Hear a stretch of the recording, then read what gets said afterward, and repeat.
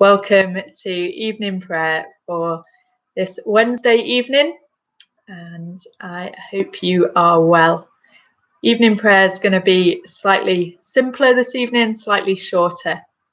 Just picking up on something that Bishop Jill said in her Q&A earlier.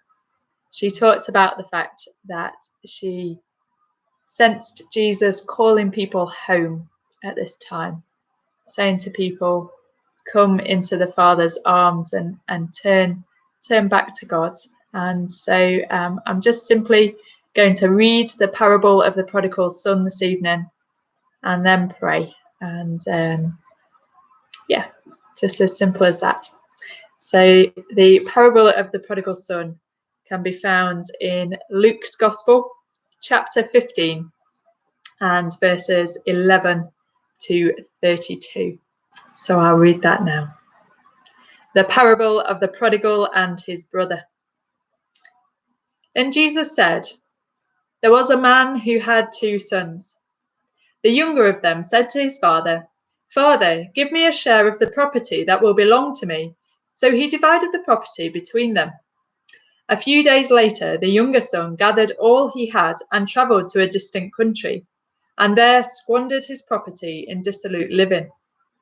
When he had spent everything, a severe famine took place throughout that country, and he began to be in need.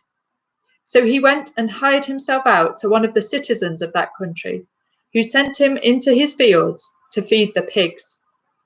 He would gladly have filled himself with the pods that the pigs were eating, and no one gave him anything. But when he came to himself, he said, how many of my father's hired hands have bread enough and to spare? But here I am, dying of hunger. I will get up and go to my father, and I will say to him, Father, I have sinned against heaven and before you. I am no longer worthy to be called your son. Treat me like one of your hired hands. So he set off and went to his father. But while he was still far off, his father saw him and was filled with compassion. He ran and put his arms around him and kissed him. Then the son said to him, Father, I have sinned against heaven and before you. I am no longer worthy to be called your son. But the father said to his slaves, Quickly, bring out a robe, the best one, and put it on him. Put a ring on his finger and sandals on his feet, and get the fatted calf and kill it, and let us eat and celebrate. For this son of mine was dead and is alive again. He was lost and is found. And they began to celebrate. Now his elder son was in the field, and when he came and approached the house, he heard music and dancing. He called one of the slaves and asked what was going on. He replied, Your brother has come, and your father has killed the fatted calf, because he has got him safe and sound.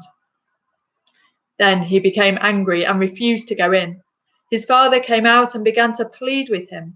But he answered his father, Listen, for all these years I have been working like a slave for you, and I have never disobeyed your command.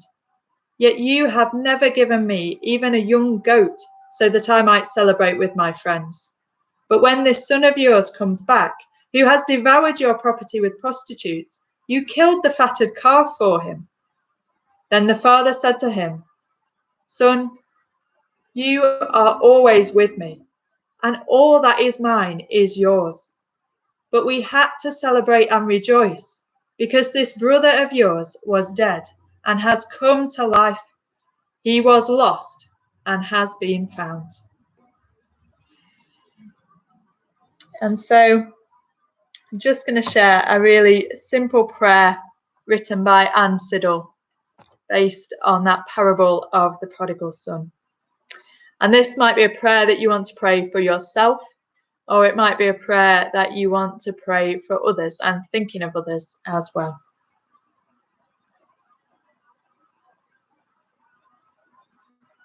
Father, it was said of the prodigal son that he came to himself. Help us to wake up to ourselves and to you. Set us free from the illusion of trying to be perfect, so that we might be more fully human. Help us not to chase after an imaginary life, and to find satisfaction instead in our real lives. And turn us away from our self-rejection, so that we might see that your arms open in welcome. Amen. So I hope you all have a good evening.